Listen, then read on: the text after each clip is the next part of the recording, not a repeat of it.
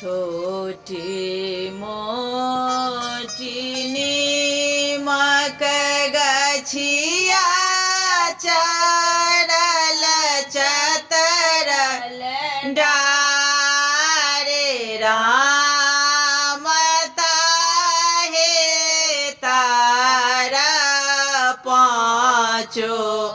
बहिन खेले जुआ सारे राम ताहे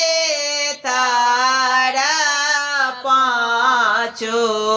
बहिनी खेले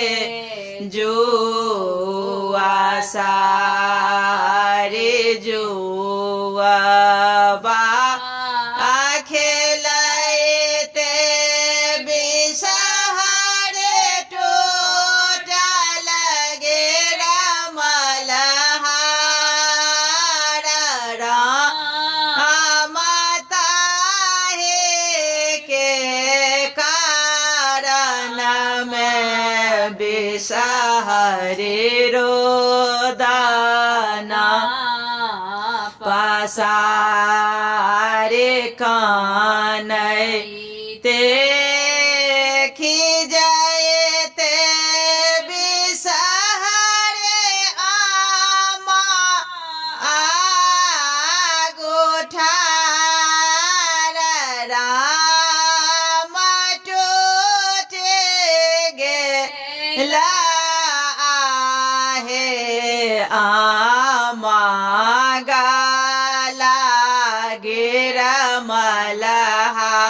मलहारे जूने कानो जूने खीजो बिषहरे दाए राम मांगाए देवा सोरा भैया गढ़ाया बगेरा मलहार राम बजाए देवा पटवा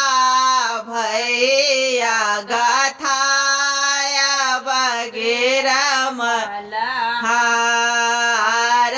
कहाँ गे